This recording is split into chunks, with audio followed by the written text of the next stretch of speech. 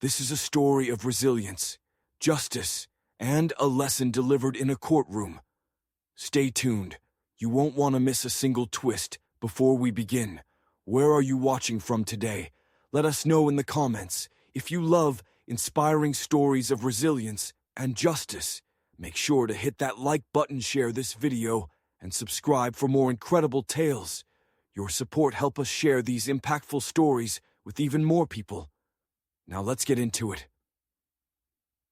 The courtroom was silent, the kind of silence that felt heavy, pressing down on everyone in the room. All eyes were on the little girl standing on the witness stand. 7-year-old Ava Williams clutched her teddy bear tightly in one hand, while the other rested on the microphone in front of her. Her big brown eyes, filled with innocence, scanned the room nervously before landing on the judge. She took a deep breath. Then, in a soft but clear voice, she said something that made the entire courtroom gasp. "My daddy didn't do it," she said. "The police lied," murmurs broke out among the spectators. The judge banged his gavel, calling for order. But the damage had already been done. The officers in the courtroom shifted uncomfortably. The prosecutor, who had been so sure of his case, now looked pale. The defense attorney sat up straighter, his eyes gleaming with newfound hope. But the most shocking reaction came from Ava's father, Marcus Williams. Seated in handcuffs at the defendant's table, he lifted his head slowly, his eyes wide with disbelief. For months, he had been accused of a crime he didn't commit. For months, he had been told to take a plea deal. And for months, no one believed him. Until now. Ava wasn't supposed to testify. She was too young, too fragile. The system wasn't built for children like her. But somehow, she had found a way onto the stand, and with just 5 words, she had shaken the entire courtroom. The juge leaned forward, his expression unreadable. "Ava," he said gently, "can you tell me what you mean?" Ava nodded. "I saw the police," she said. "I saw them put something in our house. I saw them take Daddy away, but he didn't do anything wrong." Gasps filled the room. The defense attorney shot to his feet. "Your Honor, I request an immediate review of this testimony." But before he could finish, the lead prosecutor slammed his hands on the table. His face was red with anger. "Objection! She's a child. She doesn't understand what she's saying." The judge frowned. He turned back to Ava. "Sweetheart, are you sure about this?" Ava nodded firmly. "Yes, sir." The tension in the room was unbearable. No one dared to move. No one dared to breathe. Then the judge turned to the prosecutor. "I suggest you take a good look at your evidence, counselor. If what this child says is true..." He trailed off, but his meaning was clear. The case was about to take a turn no one expected. The courtroom was in chaos. The judge's words had sent a ripple of shock through everyone present. Reporters in the back frantically typed on their laptops, cameras flashed, and murmurs grew louder despite the judge's attempts to restore order. Marcus Williams sat frozen, his heart pounding in his chest. His daughter, his sweet little Ava, had just shattered the case against him with a few simple words. But would it be enough? The prosecutor, still red-faced with anger, turned toward Ava, his voice laced with frustration. "Young lady," he said, forcing a smile that didn't reach his eyes, "are you sure you know what you saw?" Ava clutched her teddy bear tighter. "Yes," she said firmly. "I was hiding under the stairs when they came in. I saw 2 men in uniforms. One of them put something in our closet. Then they left and came back later with more police. They said Daddy had bad stuff, but it wasn't." The entire courtroom fell silent. The defense attorney, James Holloway, could barely contain his excitement. He had been fighting for Marcus for months, but this was the breakthrough he needed. "Your Honor," Holloway said quickly, turning to the judge, "I request an immediate suppression of the prosecution's evidence and an investigation into potential police misconduct. The prosecutor scoffed. You're really going to take the word of a 7-year-old over trained officers? The judge leaned forward, his expression dark. If a 7-year-old just exposed potential corruption, then yes, I will absolutely take her word seriously. The prosecutor's jaw tightened. He turned toward 2 uniformed officers sitting in the courtroom, Detective Brian Mills and Officer David Carson, the men responsible for Marcus's arrest. Both officers had remained silent throughout the trial, their confidence unshaken. But now, Mills shifted uncomfortably in his seat. Ava pointed directly at them. "That's them," she said. Carson's face paled. The judge's eyes narrowed. "Mr. Holloway," he said, "I'll grant your request. Effective immediately, the evidence against Mr. Williams is to be reviewed. If any foul play is found—" He turned his cold gaze to the officers. "There will be consequences." Marcus exhaled sharply. For the first time since his arrest, he felt hope. But the battle wasn't over yet.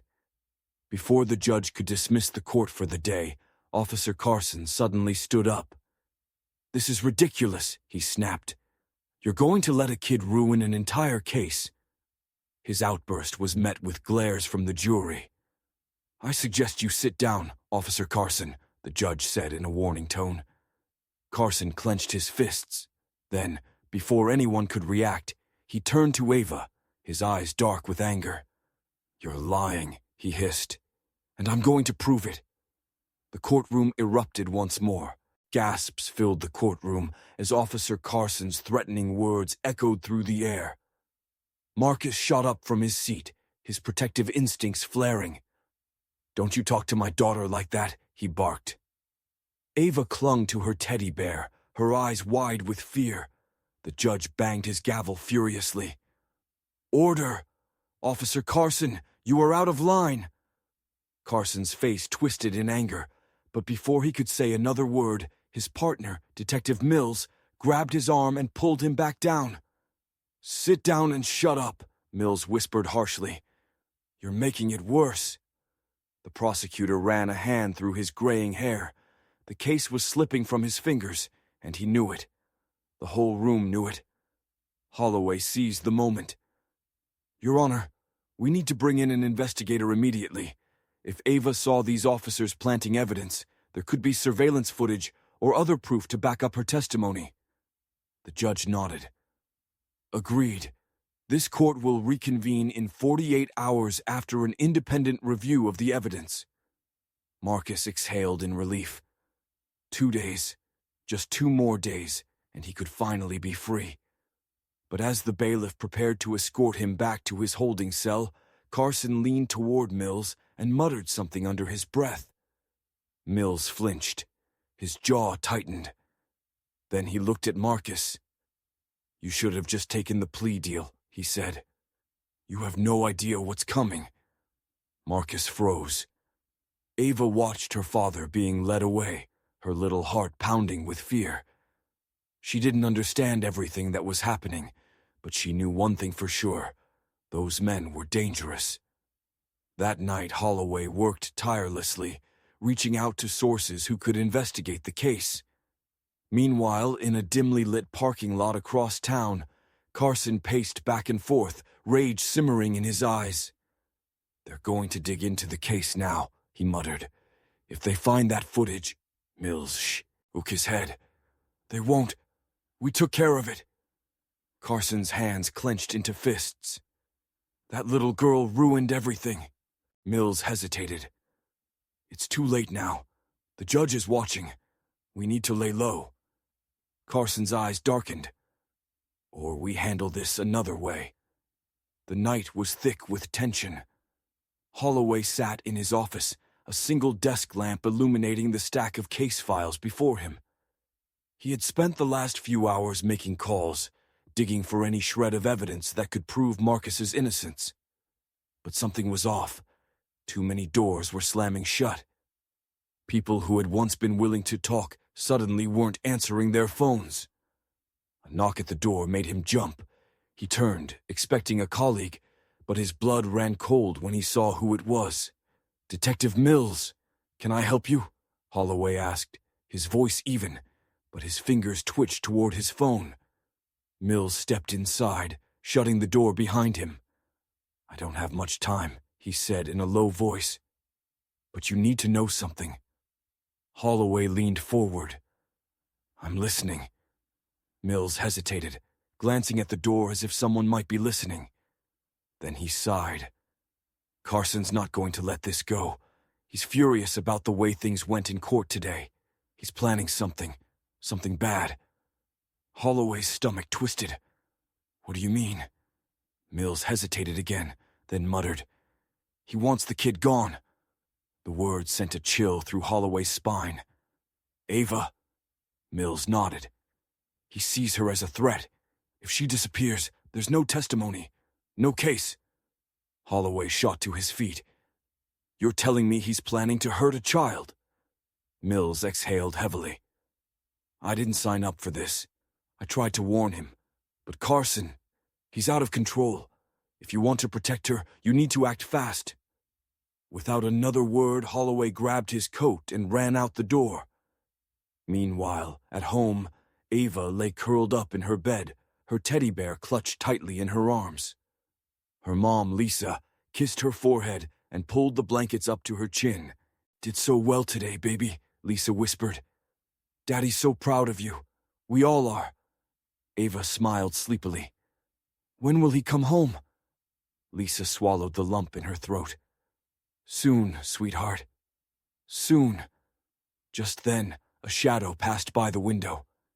Lisa froze. The hair on the back of her neck stood up. Something didn't feel right. She slowly walked to the window and peeked outside. Her breath hitched. There was a car parked across the street, its engine still running. She couldn't see who was inside, but she knew it wasn't good. Lisa's heart pounded as she reached for her phone to call the police. But before she could dial, the power suddenly cut out, plunging the house into darkness. Ava whimpered. "Mommy?" Lisa grabbed her daughter and held her close. "It's okay, baby. Everything's okay." But she knew it wasn't. Someone was outside, and they were coming. Lisa's breath came in sharp, panicked gasps as she clutched Ava to her chest. The house was completely dark, the only sound the quiet hum of the car outside. She reached for her phone again, her fingers shaking so badly she could barely type. Just as she was about to dial 911, a loud bang rattled the front door. Ava whimpered. "Mommy, I'm scared." Lisa hugged her tighter. "Shh, baby. Stay quiet." Another bang. Whoever was out there wasn't just knocking. They were trying to get in. Lisa's mind raced. She needed to get Ava to safety. She needed... The sound of glass shattering in the kitchen made her heart stop. They were inside. Lisa grabbed Ava's hand and ran toward the back door. But before she could reach it, a dark figure stepped into the hallway, blocking their path. The man was tall, dressed in black, and wearing a ski mask. Lisa's instincts kicked in. "Take my wallet. Take whatever you want. Just don't hurt my daughter." The man didn't speak. Instead, he reached for something inside his jacket. Lisa knew she had seconds to act. She grabbed the nearest lamp and swung with all her strength. The man staggered back, cursing, but before Lisa could run, another figure appeared. Detective Carson. Lisa's stomach dropped. Carson smirked. Now, that wasn't very nice." Ava clung to her mother, eyes wide with terror. Lisa stepped in front of her daughter, her voice shaking but firm. "You won't touch her." Carson tilted his head. "I think you misunderstand, Lisa. We're not here for her." His gaze darkened. "We're here for you." Before Lisa could react, the first man lunged at her, pinning her arms behind her back. Ava screamed as Lisa struggled, kicking and thrashing. Then, bang! A gunshot rang out. The masked man collapsed, groaning in pain. Lisa turned in shock to see Holloway standing in the doorway, gun raised, his face stone cold. Behind him, 2 uniformed officers rushed in, weapons drawn. "Drop it, Carson," Holloway barked. Carson scowled. "You have no idea what you're doing." "Oh, I know exactly what I'm doing." Holloway took a step forward. "You're done." Lisa yanked free, grabbed Ava, and backed away as the officers swarmed Carson, shoving him against the wall. He resisted at first, but the weight of his crimes had already caught up to him. "You think this changes anything?" Carson sneered as they cuffed him. "You have no proof." Holloway smiled. "Actually, we do." He reached into his pocket and pulled out a small wire. "Say hi to the hidden recorder in my jacket." Carson's face dropped. Lisa let out a shaky breath as more officers flooded the house. The nightmare was over. 2 weeks later, Marcus stood in the courtroom holding Ava's hand. His case had been thrown out, all false charges dismissed. The real criminals, Carson and his men, were facing a lifetime behind bars. Marcus looked down at Ava, eyes full of love. "You saved me, baby girl." Ava grinned. "I just told the truth." The judge banged the gavel. "Case dismissed." As the family hugged, the entire courtroom erupted in applause. Justice had finally been served.